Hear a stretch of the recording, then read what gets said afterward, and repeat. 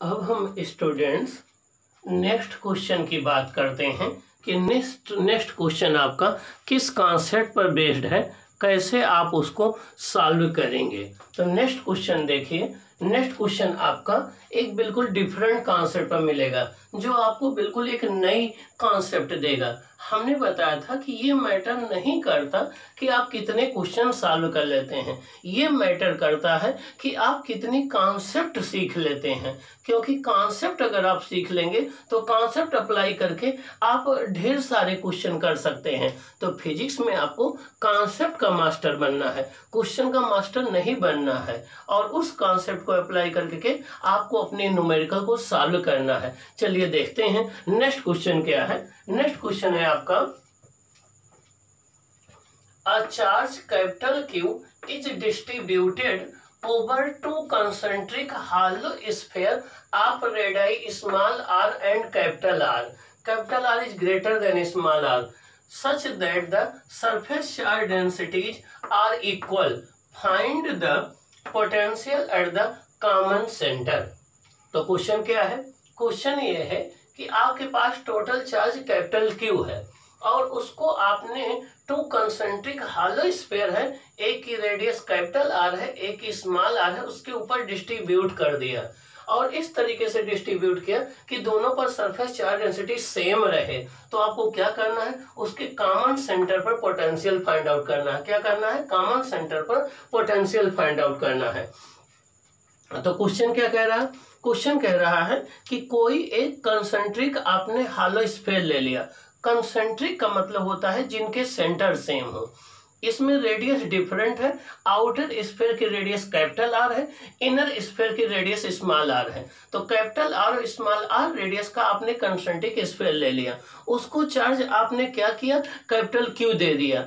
अब वो capital Q charge इस तरीके से डिस्ट्रीब्यूट हुआ कि जो चार्ज डेंसिटी इनर स्फीयर पर है वही चार्ज डेंसिटी आउटर स्फीयर पर है। तो आपको क्या करना है, कॉमन सेंटर पर पोटेंशियल फाइंड आउट करना है। क्या करना है? कॉमन सेंटर पर पोटेंशियल फाइंड आउट करना है। चलिए देखते हैं कैसे फाइंड आउट करते हैं। Solution given. Solution given. Given में क्या गिवन है? टोटल चार्ज Q गिवन है। क्या गिवन है? टोटल चार्ज Q गिवन है। आउटर स्फीयर की रेडियस कैपिटल R गिवन है, इनर स्फीयर की रेडियस स्मॉल r गिवन है। अगर हम ये मान लें कि स्मॉल r स्फीयर के रेडियस की surface charge density sigma r है, और हम ये कंसीडर कर लें कि कैपिटल R रेडियस की जो स्फीयर है उसकी charge density sigma capital R है। अब हमें क्या करना है, उनके सेंटर पर दोनों चार्ज की वजह से पोटेंशियल फाइंड आउट करना है। एक स्मॉल स्फीयर के चार्ज की वजह से, एक कैपिटल स्फीयर की चार्ज की वजह से पोटेंशियल फाइंड आउट करना है।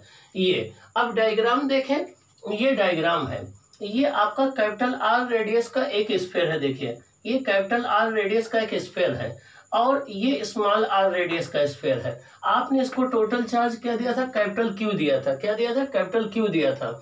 हम ये मान लें कि जब चार्ज का डिस्ट्रीब्यूशन हुआ, हम ये मान लें कि जब चार्ज का डिस्ट्रीब्यूशन हुआ तो इनर वाले स्फीयर को चार्ज QR मिल गया। क्या मिल गया? QR मिल गया। और आउटर वाले को कैपिटल QR मिल गया। तो आउटर वाले को कैपिटल QR मिल गया और इसको इनर वाले को Q into small r charge मिल गया। अब इस चार्ज की वजह से भी सेंटर पर पोटेंशियल होगा, इस चार्ज की वजह से भी सेंटर पर पोटेंशियल होगा, और हमें दोनों की वजह से टोटल पोटेंशियल सेंटर पर फाइंड आउट करना है। क्या करना है? टोटल पोटेंशियल सेंटर पर फाइंड आउट करना है। अगर हम law of conservation of charge की बात करते हैं तो देखिए total charge Q equal to हो जाएगा Q into small r plus Q into capital R। ये Q इंटू स्मॉल r क्या है? ये स्मॉल r रेडियस के सरफेस पर टोटल चार्ज है। ये Q इंटू कैपिटल R क्या है? ये कैपिटल R रेडियस के सरफेस पर टोटल चार्ज है। तो law of conservation of charge कहता है Q equal to QR plus Q into capital R। इसको फर्स्ट इक्वेशन हमने मान लिया। और आपको ये चीज गिवन है कि दोनों की सरफेस चार्ज डेंसिटी सेम है। क्या गिवन है? सरफेस चार्ज डेंसिटी सेम है। इसका मतलब स्मॉल r रेडियस की जो सरफेस चार्ज डेंसिटी है सिग्मा r, वो कैपिटल R रेडियस की जो surface charge density sigma r, दोनों इक्वल है। क्या है? इक्वल है। अब हमें आपको ये भी कॉन्सेप्ट पता है कि जब भी किसी कंडक्टर को हम चार्ज देते हैं तो वो उसके आउटर सरफेस पर जाके डिस्ट्रीब्यूट हो जाता है, उसके वॉल्यूम में कोई चार्ज नहीं रहता है। और चार्ज डेंसिटी होती है given charge upon surface area. Charge density होती है given charge upon surface area. तो अगर स्मॉल आर रेडियस पर आप सरफेस चार्ज डेंसिटी निकालेंगे तो आ जाएगा क्यू आर अपॉन 4πr²। अगर आप कैपिटल आर रेडियस पर निकालेंगे सरफेस चार्ज डेंसिटी तो आ जाएगा Q into capital Q R upon 4πr²। 4π cancel हो जाएगा। यहाँ से Q into small R upon Q capital R हो जाएगा, small R upon capital R whole square हो जाएगा। और बोथ साइड में 1 प्लस कर दें, बोथ साइड में 1 प्लस कर देंगे तो ये हो जाएगा Q R plus Q capital R upon Q R हो जाएगा। ये हो जाएगा small R square plus capital R square upon capital R square हो जाएगा।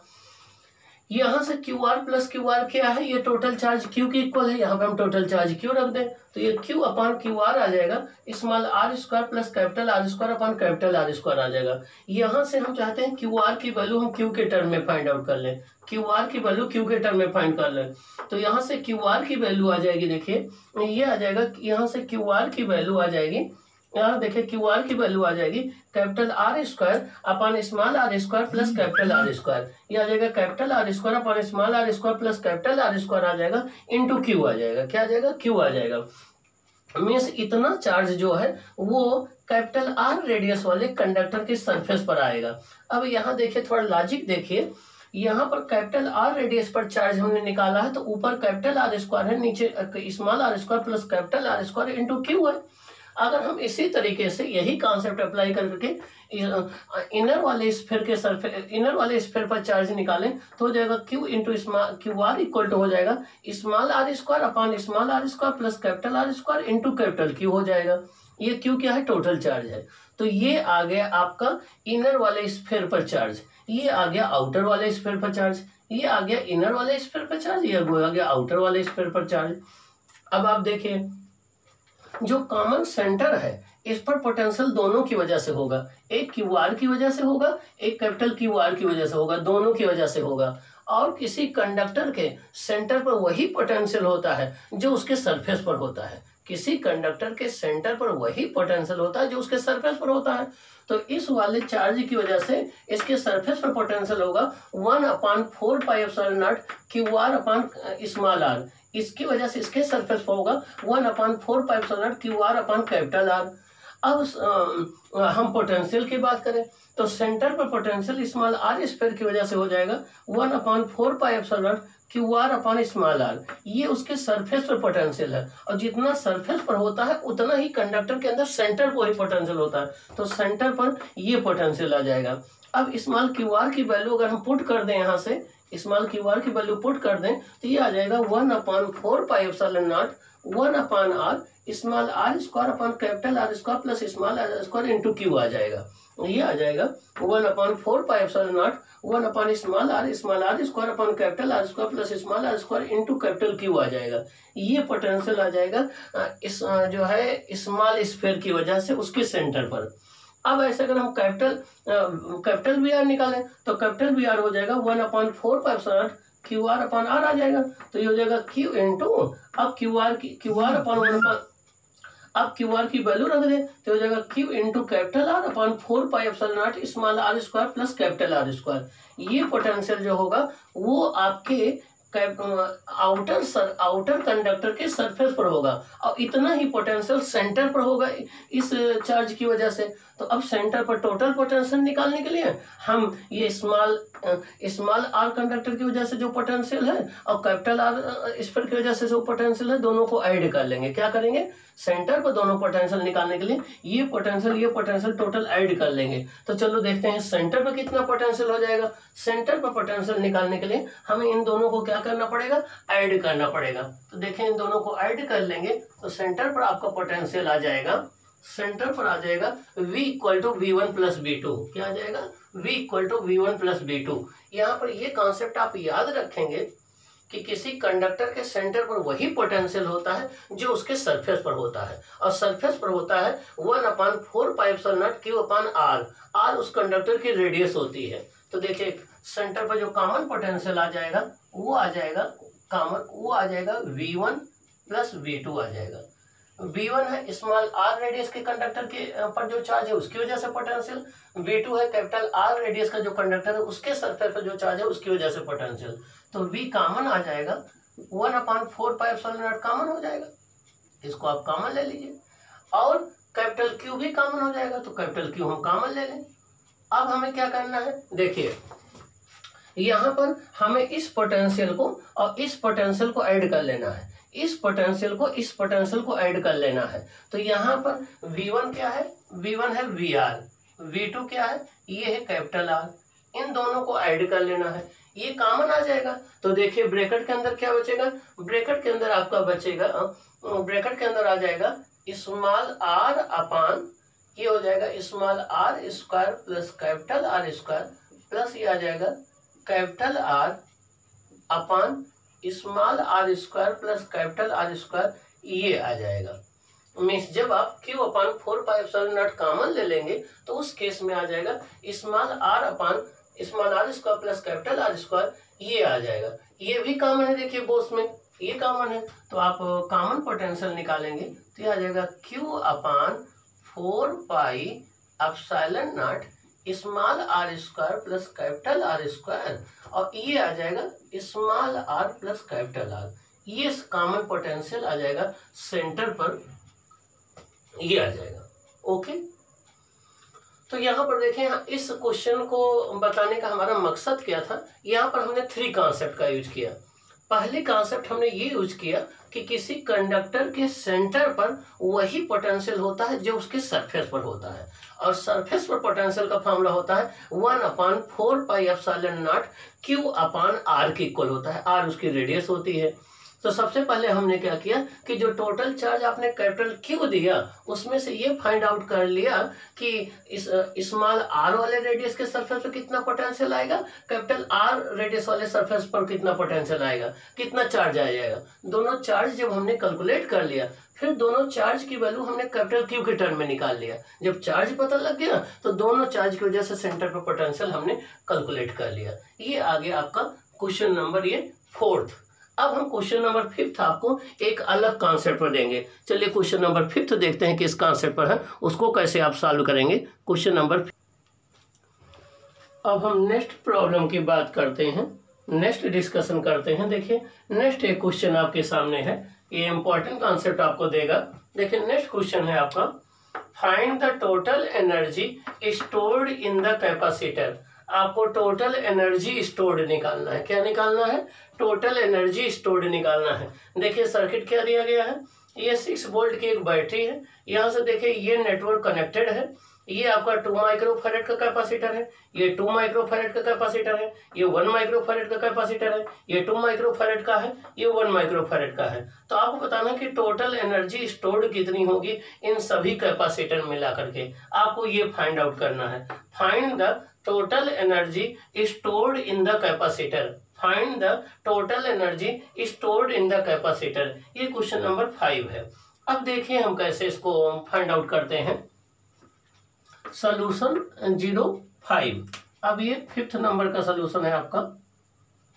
गिवन में क्या है, गिवन में है आपके पास 6 वोल्ट की एक बैटरी है। क्या फाइंड आउट करना है, टोटल एनर्जी। क्या फाइंड आउट करना है, टोटल एनर्जी।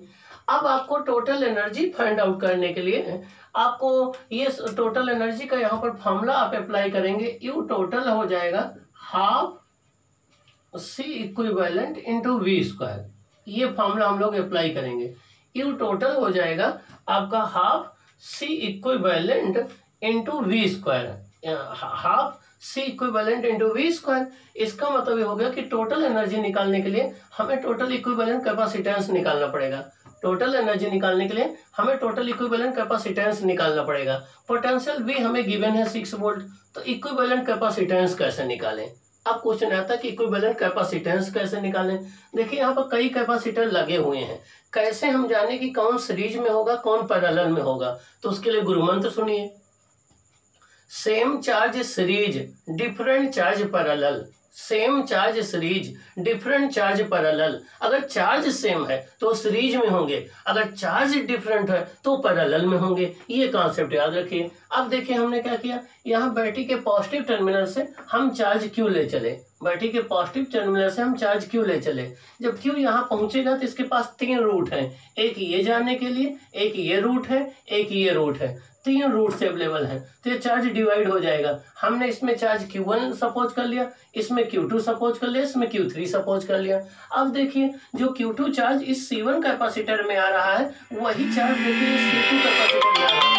दोनों में चार्ज सेम है, दोनों में चार्ज अगर सेम है, दोनों में चार्ज देखिए सेम है। जो C1 कैपेसिटर में 2 माइक्रोफैरड है, वही चार्ज C2 में आ रहा है। दोनों में चार्ज सेम है, तो ये दोनों सीरीज में हो जाएंगे। क्या हो जाएंगे?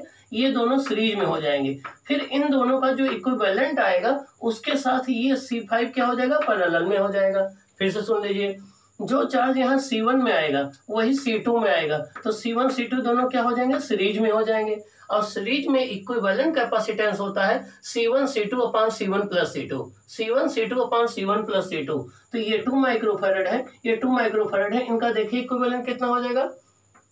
C1 C2 दोनों में सेम चार्ज है, तो ये सीरीज में हो जाएंगे। सीरीज में होता है equivalent C1 C2 upon C1 plus C2, तो ये हो जाएगा 2 microfarad into 2 microfarad upon 2 microfarad into 2 microfarad, ये आ जाएगा 1 माइक्रोफैरड। तो 1 और 2 ये दोनों सीरीज में है, इनका इक्विवेलेंट आ गया 1 माइक्रोफैरड। अब आप देखिए, जब ये दोनों सीरीज में है, इन दोनों का मिला करके आ गया 1 माइक्रोफैरड। क्या आ गया? 1 माइक्रोफैरड आ गया। अब 1 माइक्रोफैरड आ गया तो इसको, अब इसके साथ जो 1 माइक्रोफैरड आया वो इसके साथ पैरेलल में हो जाएगा। इन दोनों का जो इक्विवेलेंट आया 1 माइक्रोफैरड, वो इसके साथ पैरेलल में हो जाएगा। तो अब ये C12 और C5 किस में हो जाएंगे? पैरेलल में हो जाएंगे। किस में हो जाएंगे? पैरेलल में हो जाएंगे। और पैरेलल में इक्विवेलेंट कैपेसिटेंस होता है C = C1 प्लस C2। क्या होता है? C = C1 plus C2। तो C12 5 हो जाएगा, C12 प्लस C5। तो ये 1 माइक्रोफैरड और ये भी कितना है? 1 माइक्रोफैरड। तो 1 कितना हो जाएगा? 2 माइक्रोफैरड हो जाएगा। ये आपका 2 माइक्रोफैरड आ गया। अब इतने का इक्विवेलेंट हमारा 2 माइक्रोफैरड आ गया। अब देखिए, इन सब में जो टोटल चार्ज आ रहा था वही चार्ज इसमें आ रहा है, तो इन सब के इक्विवेलेंट में जो चार्ज है वही चार्ज इसमें आ रहा, तो ये इनके साथ सीरीज में आएगा। तो अब आपका ये C12 5 और C4 किस में होंगे? सीरीज में होंगे। मीन्स ये वाला इन सब के इक्विवेलेंट के साथ किस में आएगा? सीरीज में आएगा। तो इनका इक्विवेलेंट क्या हो जाएगा? C12 5 4 हो जाएगा, C1 C2 upon C1 plus C2 1 microfarad आ जाएगा। मीन्स इतने का इक्विवेलेंट क्या आ गया? 1 माइक्रोफैरड आ गया। अब ये और इसके साथ क्या हो जाएगा? पैरेलल में हो जाएगा। तो C12 5 4 एंड C3 किस में हो जाएंगे? पैरेलल में हो जाएंगे। पैरेलल में C12 5 4 3 हो जाएगा। क्या? जो पैरेलल में कैपेसिटेंस ऐड हो जाते हैं, तो हो जाएगा 1 माइक्रोफैरड प्लस 1 माइक्रोफैरड 2 माइक्रोफैरड आ जाएगा। तो टोटल इक्विवेलेंट कैपेसिटेंस कितना आ गया? 2 माइक्रोफैरड आ गया। तो देखिए C इक्विवेलेंट कितना आ गया? 2 माइक्रोफैरड। सप्लाई वोल्टेज कितना है? 6 वोल्ट। तो एनर्जी टोटल क्या हो जाएगी? Half C equivalent into V square. तो हाफ C इक्विवेलेंट कितना है? 2 माइक्रोफैरड। 1 माइक्रोफैरड होता है 10 टू द पावर -6, तो 2 इंटू 10 पावर -6 इंटू V कितना है? 6 का स्क्वायर। 2 से 2 कैंसिल हो जाएगा, 36 इंटू 10 टू पावर -6 आएगा। यह टोटल एनर्जी आ जाएगी 3.6 into 10 to the power -5 joule. क्या आ जाएगी? 3.6 into 10 to the power -5 joule. ये आंसर आ जाएगा। तो ये रहा इस क्वेश्चन का डिस्कशन। इस तरीके से 5 क्वेश्चन आज हम लोगों ने डिस्कस किया, और 5 क्वेश्चन 5 कॉन्सेप्ट पर थे, तो आपको 5 कॉन्सेप्ट आपको नहीं मिले। इसी तरीके से आपको हर एक क्वेश्चन की कॉन्सेप्ट देखना है कि वो क्वेश्चन किस कॉन्सेप्ट पर बेस्ड है। अगर आप कॉन्सेप्ट पहचान जाओगे तो क्वेश्चन सॉल्व करना आपके लिए आसान हो जाएगा। जब तक आप कॉन्सेप्ट नहीं पहचानोगे तब तक आपके लिए सॉल्व करना मुश्किल होगा। तो हम आप सभी स्टूडेंट्स से यही गुजारिश करते हैं कि स्टूडेंट्स, आप नंबर ऑफ क्वेश्चन के पीछे ना भागो, आप कॉन्सेप्ट के पीछे भागो कि कॉन्सेप्ट क्या है उस क्वेश्चन की। किस कॉन्सेप्ट अगर आप सीख लोगे तो कोई भी क्वेश्चन आएगा आप हैंडल कर लोगे। मान लीजिए हम आपको 1 लाख क्वेश्चन करा दें, लेकिन 1 लाख एक क्वेश्चन भी तो हो सकता है। हम आपको 1 करोड़ क्वेश्चन करा दें, लेकिन 1 करोड़ एक क्वेश्चन भी हो सकता है। लेकिन अगर आप कॉन्सेप्ट पकड़ लोगे तो कॉन्सेप्ट पकड़ने पर चाहे जैसा क्वेश्चन आएगा, चाहे जिस लेवल का आएगा, चाहे वो नीट का हो, चाहे एकेडमिक हो, चाहे IIT का हो, चाहे KVPY का हो, चाहे गेट का हो, चाहे जिसका हो, आप हर एग्जाम के क्वेश्चन को क्रैक कर लेंगे। इसलिए आपको मास्टर बनना है कॉन्सेप्ट का। तो आपको अच्छे से से वीडियो लेक्चर सुनना है, फिर कॉन्सेप्ट समझना है, उस कॉन्सेप्ट पर न्यूमेरिकल को अप्लाई करना है और उसके थ्रू जो है वो सारे न्यूमेरिकल सॉल्व कर लेने हैं। अभी नेक्स्ट क्लास में भी मैं आपको 5 कॉन्सेप्ट पर 5 क्वेश्चन भेजूंगा। उसके बाद हम लोग स्टार्ट करेंगे सेकंड यूनिट अपनी, वो है करंट इलेक्ट्रिसिटी। सेकंड यूनिट है करंट इलेक्ट्रिसिटी। फर्स्ट यूनिट हमारी क्या थी? इलेक्ट्रोस्टैटिक्स। उसमें कितने चैप्टर थे? 2 चैप्टर। कौन कौन से? Electric charge and electric field. Second chapter क्या था? Electrostatic potential and capacitance. तो आपके सेकंड यूनिट क्या है?